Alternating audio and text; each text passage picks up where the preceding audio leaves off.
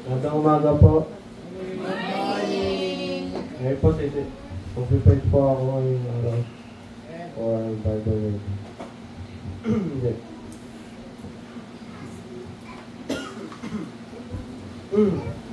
Babasa po tayo ng Bible reading. Kailangan ngayon. Ako po mag-prepare ngayong dito. Ngayon, yung preaching class.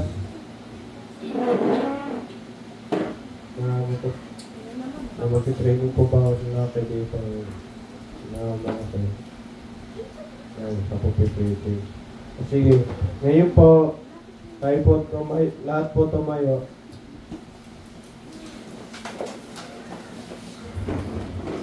At basahin po natin sa Galatians 6 hanggang ano lang, siguro hanggang 10. Sige po, simulan po natin sabay-sabay para Brethren, if a man be overtaken in a fault, we which are spiritual, restore such an one in a spirit of meekness, considering thyself, lest thou also be tempted. Bear ye one another's burdens, and so fulfill the law of Christ. For if a man think himself to be something, then he is nothing, he deceiveth himself. But let everyone know his own work, and then shall he have rejoicing in himself alone, and not in another. For every man shall bear his own burden. Let him not stop in the word communicate unto him, that teaching in all good things. Do not deceive, God is not mocked. For whatsoever a man soweth, that shall he also reap. For he that soweth to his flesh shall of the flesh reap corruption, but he that soweth to the Spirit shall of the Spirit reap life everlasting. And let us not be weary in well-doing, for in due season we shall reap if we faint not.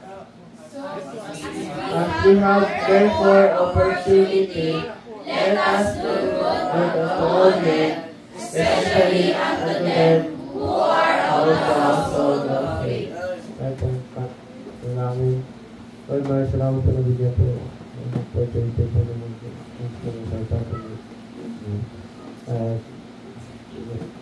Nagkabay niyo po ang Spirit po na sasabihin niyo po nila ng bigyan po ng tangat. Nagkabay niyo po kumisama ng po bilang Kristiyan. Pamamuhay po bilang Kristiyan, Lord. Bigyan niyo po yung service po ngayong araw. Sa pangalan ni Jesus ang langit. Amen. Tayo po mga upo. Ayun, title pala natin. Let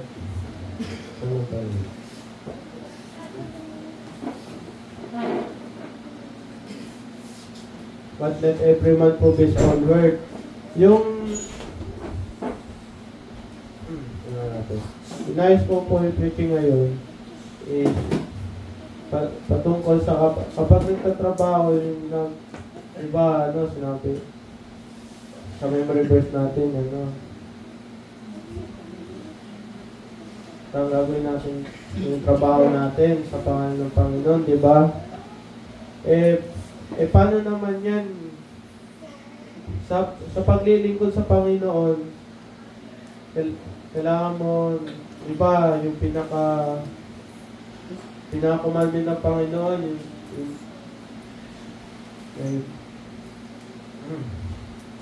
mahal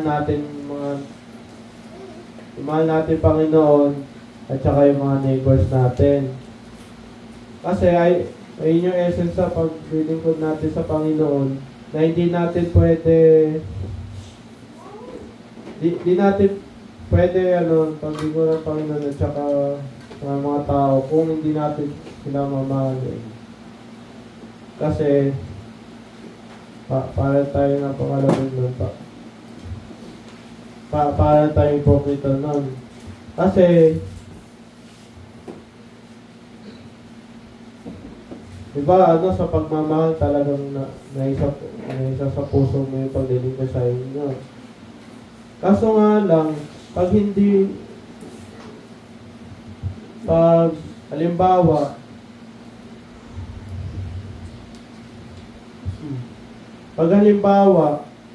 pag naglilingkod ka sa Panginoon, tapos meron, halimbawa, soul winning. Yung iba,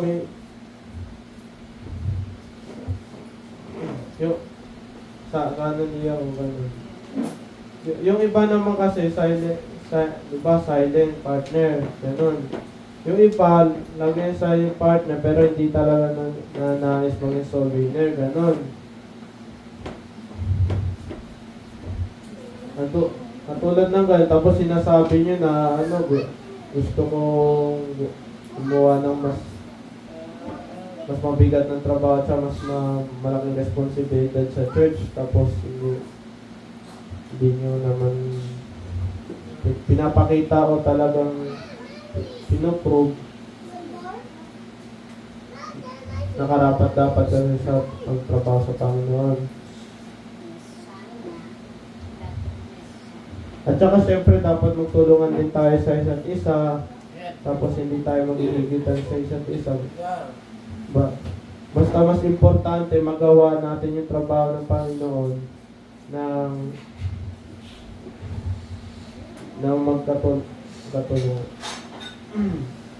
Sabi dito sa verse 1, Brethren, if a man be overtaken in a fault, ye which are spiritual, restore such an one in the spirit of meekness, considering thyself, lest thou also be tempted. Ito naman, sa paglilingkod sa Panginoon, kasama na rin yung pagpapahalaga at watch out, at tutulungan sa mga kapatid natin sa Kristo, either sa loob ng church o hindi. Yung ibig ko sabihin dito, talagang importante din sa pag-watch out, pag-encourage, at saka kahit ibabaw mo sarili mo sa kanila upang lalo pa silang lumapit kay Kristo. Yun, anong ginagawa nyo para magawa yun? Hindi through devotion, encourage, tapos be good example, ganun, sana. Sabi, restore such and one in the spirit of meekness. Talagang mababa mo sarili mo na kahit nahihirapan ka man o kahit halimbawa yung may isang member dito na medyo ayaw na mag-soul winning, ganun. Tapos hindi lang sa soul winning, pwede sa pagkakanta, pati din sa at saka kahit nandilingkod sila tapat sa Panginoon, malay mo, di niya dinoble-check sarili niya, tapos medyo hipokrito pala. Minsan sa buhay ganun, may unexpected talaga mangyayari. Kaya sakali nagda-down, kahit hindi mo nakikita na nagda-doubt siya o nahihirapan na siya, pwede nyo sila encourage at saka lalo lapit kay Kristo. Tapos sa paglilingkod sa Panginoon, halimbawa sa pagpapaawit, kailangan nyo yung tulungan. Pero sabi doon, consider thyself, paano naman sarili mo? Tinutulungan mo ba? Alam ko naman, bawat tao may isa rin pinagdadaanan. At saka bawat kilos may unexpected mangyayari.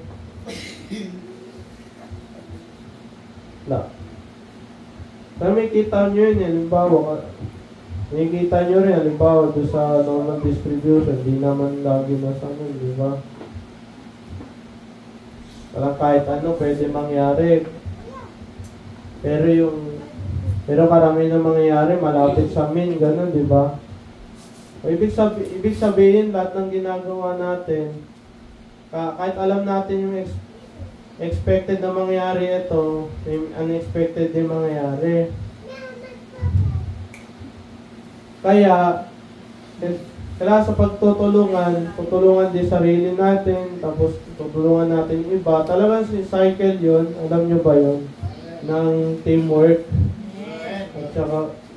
at saka consideration. Talagang halimbawa, meron dito member na grand spiritual, tapos isa dito medyo carnal. Such that na unti-unti na lumalayo. Kailangan i-notice nyo na yun na pag may ganitong ginagawa, alam na unti-unti na lumalayo to sa Panginoon, nababackslide. Minsan ngayon, kung yung slide, hindi mo, may iba't ibang angle ng pagbaba, ganon din yung sa buhay. May slide na katulad sa playground, mabilis yung pagbaba, tapos may slide na katulad ng slope. Nung basta slope niya sa kalsada, may maliit lang ng angle. Talagang may kita mo talaga yun. Ayun nga nakikita ko nga rin sa maraming ebidensya, maraming nakikita na rin yun ng mga scientist tapos mathematician na bawat kalaw ng universe may pagka halimbawa, pati din nga sa math, siguro yung derivatives gano'n. Talaga unting lang, 10 lang, may tendency na ito mangyayari. So, kaya nga mahirap i-predict yung future kasi everything can happen. Tapos, halimbawa, pag nag-backslide siya ng unti, sa ilang, sabihin natin ng mga 1 month o 1 month, o ibang tao na siya, parang baka hindi mo siya makikilala. So, yung gagawin dito, ito, nasa verse 2 pala, bear ye one another's burdens and so fulfill the law of Christ. Hindi mo kaya lahat ng sarili mo, kaya kailangan nyo tulungan sa isa't isa, tapos i-watch out nyo rin. Parang yung mga auditors, gano'n. Pero hindi lang finance. Kailangan nyo i-double check yung isa't isa, tapos yung consider, tapos syempre tutulungan. At saka dahil doon, lalo kayo, pwede kayo maging efficient, gano'n. Katulad sa trabaho, mas maganda pag maraming employer. Hindi. Maraming workers, di ba? Pero sabi dito, if a man think himself to be something when he is nothing, he deceiveth himself. Kung sinabi sa ibang passage, yun na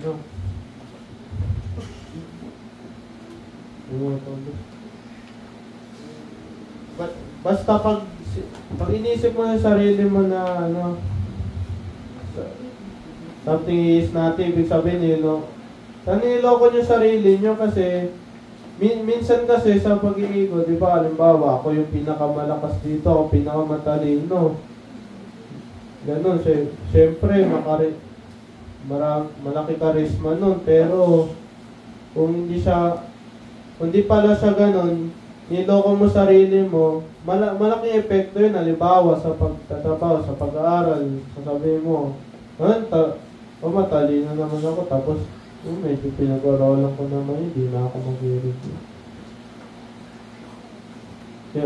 Yung ganon. Kaso walang, pagdating pala sa pagsusuri, nahirapan ka, yan tuloy. Naranasan nyo na rin yung sa school, diba? Yung sa mga natutunan ko sa school kasi di mo alam yung talagang yung teacher, malay mo yung teacher, mahirap magbigay, tapos panayan kahit Kahit nga sa Pilipino, mag-analytics ka pa rin.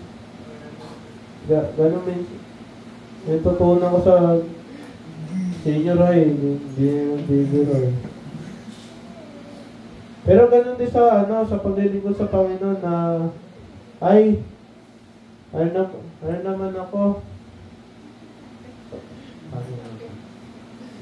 Diba, pag nag-soul winning ako, maliligtas agad to, kaya soul winning niya, so sabihin, bibilisan mo na lang, tapos yung pala, hindi ka pala nag-review, tapos nakalimutan mo ang verses, na, hindi lalo mo babagalan, sayang ang oras mo, marami pang nalaligtas, tapos bababa pa quality, Kaya minsan talagang double check Kaya sabi dito, but let every man prove his own work. And then, shall he have rejoicing in himself alone and not in another. Ibig sabihin nito, kung marunong ka sa mga bagay, patunayan mo, ganun. Di na sa patunay, pati din sa puso rin. Kasi,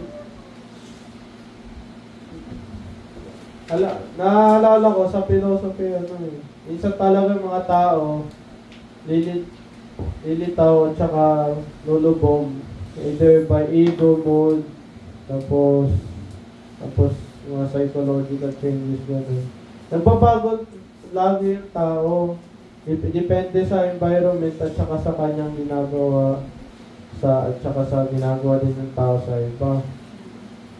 So, expected mo na lang lahat pwede mangyari. So, ibig sabihin talaga ng mga pastor na dapat lagi magpatuloy sa Panginoon, edi tuloy-tuloy yung kahit everyday gera. Na dapat tuloy lang, tapos tuloy lang, tapos tuloy lang. Hindi constant yun. Minsan lalong i-increase, minsan lalong i-decrease. Pero basta at least sa paglilingkod sa Panginoon, patunayan nyo na lang na kaya nyo o gawin nyo na lang yung dapat nyo gawin. Ganon. Kahit gano'n sa paglilingkod sa Panginoon, hindi lang sa bibig. Kasi sa bibig, pwede nga sinungaling dyan na, kaya ko to, tapos ganyan gagawin tapos gagawin yan, tapos tinutupad. Siyempre, may miserable ka nun kasi hindi mo lang i-miserable sarili mo. Talagang yung high ego, tapos yung yung expectation mo, tapos hindi ka naman nagtrabaho. Talagang mas maganda lang, hindi ka na lang mag-expect para di ka na mag-miserable. Kaso nga lang, sa paglilingkod sa Panginoon, dapat parang nag-grind ka minsan Talagang kailangan mo pagtrabahuan ng maayos kahit hindi na comfortable na. Kasi may mga member na hindi na comfortable. Hindi na masarap, parang gusto ko na sumuko, bawasan na lang. Pero yung importante talaga kahit magtulungan tayo sa isa't isa, dapat magtapat tayo sa puso at saka totoo, ganun. At saka siyempre yung and then shall he have rejoicing in himself, ibig sabihin, pag successful ka naman sa trabaho mo, huwag mo basta pakita sa iba. Kasi hindi naman ayun yung goal na maglilingkod ako sa Panginoon para lang may masabi yung ibang tao sa akin. Paano naman pag wala nakita, tapos sasabihin mo sa kanila, ganun. O paano naman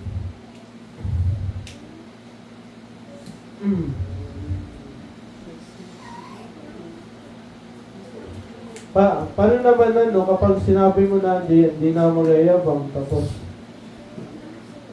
sasabihin niyo, meron na nagawa ganito.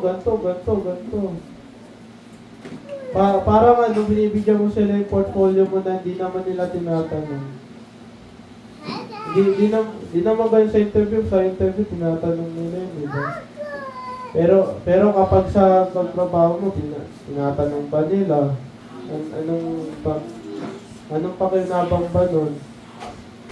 Pero maganda rin na pinoprove mo na ito nagawa ko. May nagawa ko. Ito, naglingkod daw sa Panginoon. Nagbasa ako ng Bible na sa isang taon. Isang buong Bible. Tapos, halimbawa, nag-soul winning ako. Siguro every month, mga 2. Maganda yon. Pero i-reduce mo yung sarili mo, pero sa trabaho mo lang, doon mo lang. Pag nakita ng mga tao kasi nung ginagawa mo, okay na yon, hindi mo na kailangan pang malaki. Tapos dito, bilisan mo. Let them that is taught in the word communicate unto him that teacheth in all good things. Ibig sabihin ito,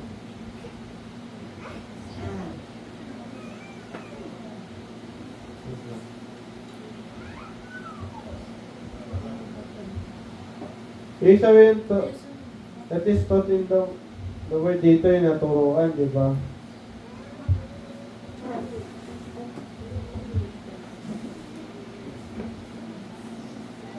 Ibig sabihin dito,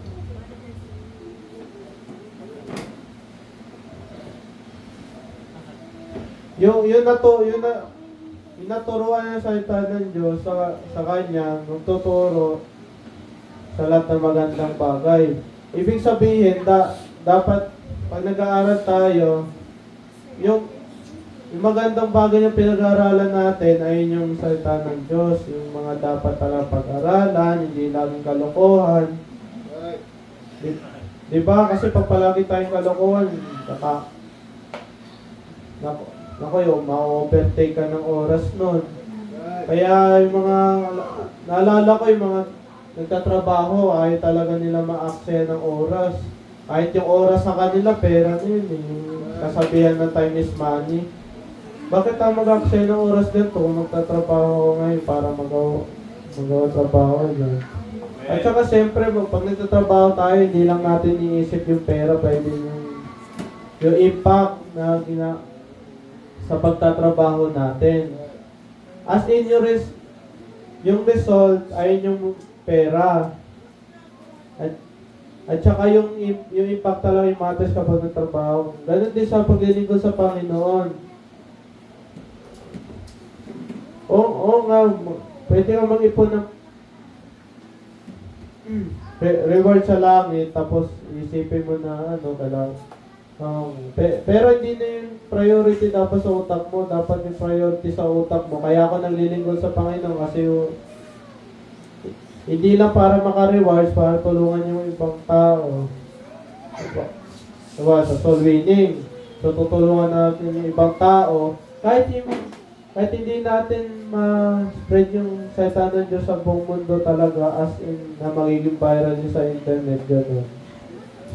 Sana all gano'n, kaso nga lang sa salibutan, hindi gano'n eh. Lagi lang una yung malaban, yung mga bad influence, gano'n. Marami nga ebidensya, may kita mo lang sa online yun.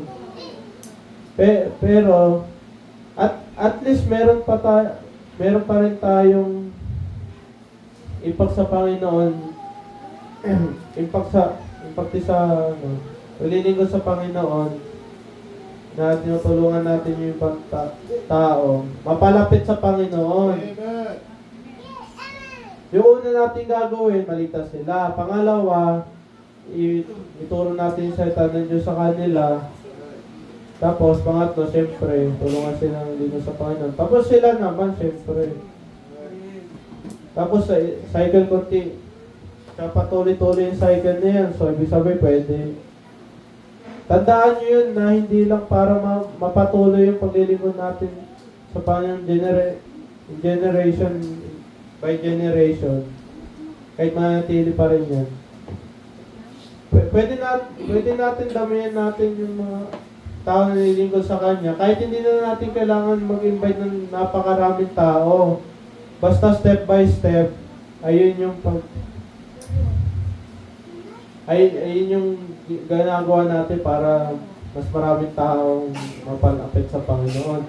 Sabi dito sa verse 7, be not deceived naman. God is not mocked. For whatsoever a man soweth, that shall he also reap. O ganun kapatas yung Panginoon. Hindi siya katulad dun sa socialist system na o sige, magtrabaho man kayo, hindi, tutulungan ko namin kayo na para may grabe utang ng loob. So abusuin naman yun ng mga mahihirap. So yung mga mahirap, gusto comfortable na mga mahirap. Tapos yung mga nagsisipag-sipag, control naman ng gobyerno. So ibig sabihin, yung panalo lang doon nasa authority, gano'n. Pero sa Panginoon, hindi mo siya maloloko. Kung ano yung ay tinanim mo, ayun yung maaani mo. So, ibig sabihin, pag naglingkod ka sa Panginoon na matapat, yung makukuha mo sa reward sa langit, malaki. Siyempre, yung Panginoon nagja-judge nun, pero pangako na ni Kristo na ibibigay niya sa atin yun. Nagbalik niya. Ibig din sabihin, no, kahit hindi natin kailangan pag malaki sa iba, at least meron pa rin tayong gain. So what matters is na parang i-treat natin yung Panginoon as boss, na what matters na alam niyo yung ginagawa natin, tapos siya na bahala sa atin, gano'n. Meron din worldly reward, gano'n.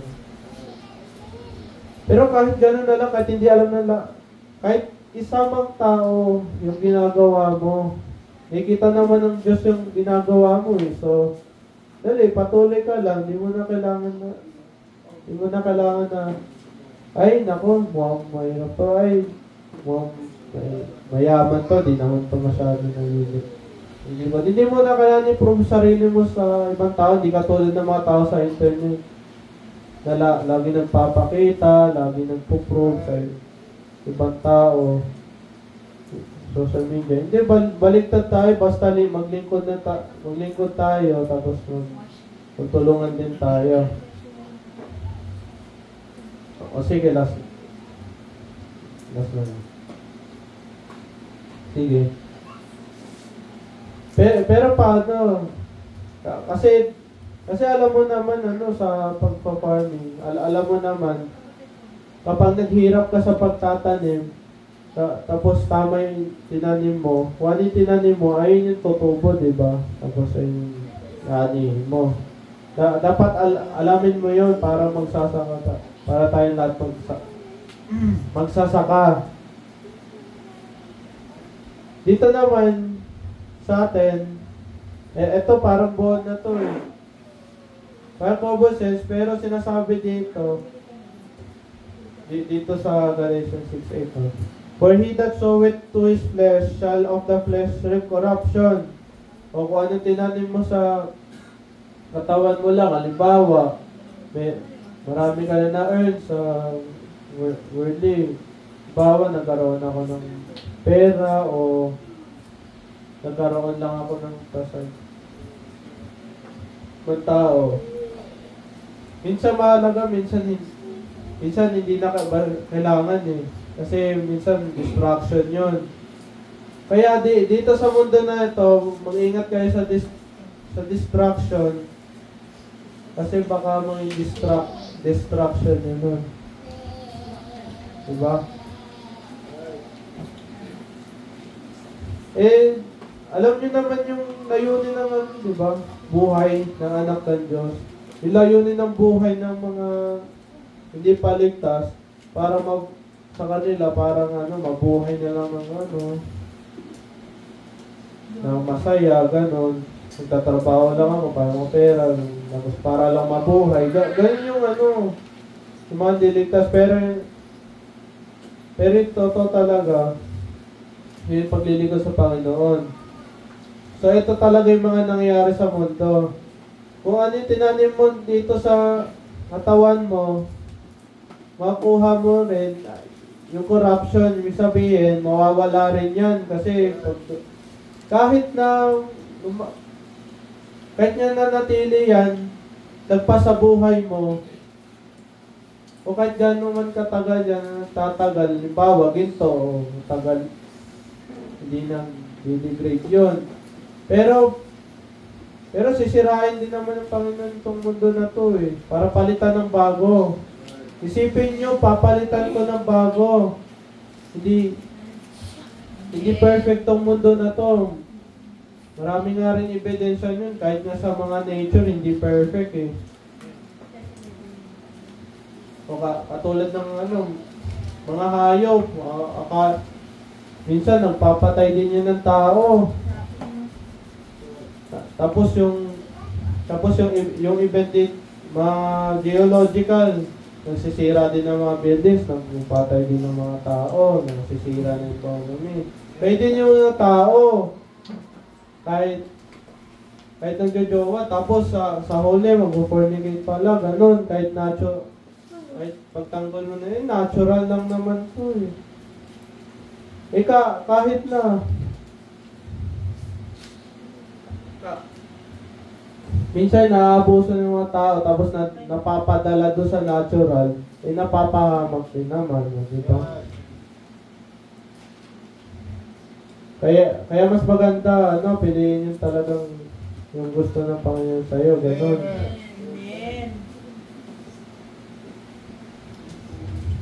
Ganun naman yun, kahit maaga man o late, basta tanggapin mo na lang na kung bigay siya ng Panginoon, siya na lang tanggapin mo, huwag ka lang magpulot-pulot sa iba kasi alam mo naman, may kita mo din sa internet, minsan yung mga babae lang, gusto nila yung sumusunod, pag nawalan ka lang ng pera, hiwalay na. Kahit mag-asawa na kayo, gano'n. Maraming masamang mangyari. Tapos akala nyo kayo na tapos sahod. Tapos days later, mag-iwalay kayo. Kahit unexpected yun. Talaga mas maganda magtiwala kayo sa Panginoon kaysa mag-invade ng chances kasi maraming pwede mangyari kasi wala naman halos sa mundo na talagang 100% certain pero wala din imposible. Kaya lagi tayo mag-watch out. Sige, dito. Gusto ko lang patukuyin itong 9 and 10 bago tayo tapos. Kaya sabi dito, let us not be weary well-doing, for in due season we shall reap if we faint not. Ibig sabihin ng faint ay yung talagang magbigay ka, diba? Naghina ka. O kahit yung totoong faint, yung talagang nahimatay ka. Ganon. Naturally, nahihimatay yung tao kung masyado na-overwhelm. Ayun yung na-observe mo. Either na-overwhelm sa emotion o sa stress, ganon. Kaya importante din nagpapahinga rin kasi pag na-faint ka, baka matagal ka pa, baka isang bumangon o baka may damage na yan kasi imagine mo sa presentation mo, bigla kang baksak. Posible nga rin yun kahit sa college Yung bigla kang babaksak, marami kang hindi magagawa doon. Kaya minsan, kailangan mo rin mag-slow down at saka magpahinga. Tapos kapag maayos ka na, doon ka na magtatapat, gano'n.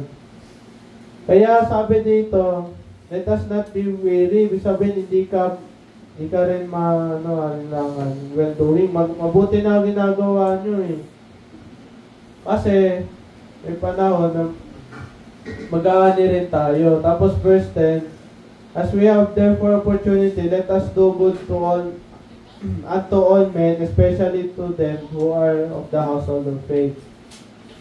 Talaga ito yung trabaho natin. Gawin natin yung mabuti sa lahat ng tao. Siyempre naman, pagdating naman dating kasi sa mga ibang tao, meron silang iba't ibang perspective kung ano yung good din. Kasi minsan yung bad, ginagawa nilang good.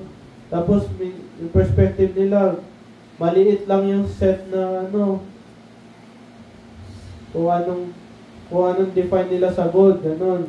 Yun ang ginagawa nila, tsaka yun ang acceptable sa kanila.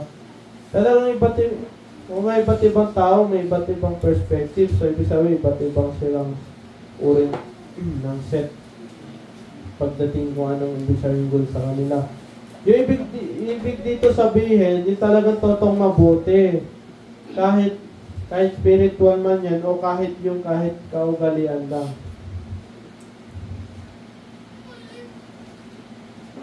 Lalo pa doon sa household of faith, ibig sabihin, lalo pa doon sa paglilingkod natin sa Panginoon, at saka lalo pa sa pananampalataya natin. So, yung conclusion natin, sa paglilingkod sa Panginoon, kailangan natin tulungan isa't isa, tapos lahat tayong tatapat sa Panginoon, na honest, tapos hindi nagyayabang. Tapos, di ba kung ano inaani natin ay kung ano tinanim natin ay aanihin natin. Dahil doon, hindi dapat tayong manilangan kasi just naman yung Panginoon eh. At saka pwede yun nasa nature na yun. Na kung ano yung nagawa mo, talagang bawat kahit unti lang nangyayari. Pwede namang malaki mangyari. Halimbawa, pwede natin i-include yung extreme example. Halimbawa, butterfly paradox, diba? Talagang unting pakpak lang. Talagang unting pagaspas lang ng paro-paro, pwede nang baguhin yung buong history ng pagkatao. Ganon.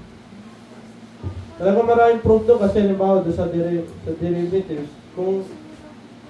Kasi pwede mangyari, di mo talaga basta mapipredict talaga eksakto mangyayari. Pwede mo i-predict yung trajectory, pero hindi mo talaga exactly malaman kung ano mangyayari doon sa future. Kaya importante na mag-ingatan natin yung bawat kilos natin, at saka dapat lagi tendo sa paglilingkod sa Panginoon. Kaya sakaling nahirapan tayo, pwede tayo magtulungan. So, at saka anong gagawin natin? Sa paglilingkod, gawin natin yung makakabuti sa tao at saka lalo pa sa paglilingkod natin sa Panginoon. Salamat po sa inyong pakikinig.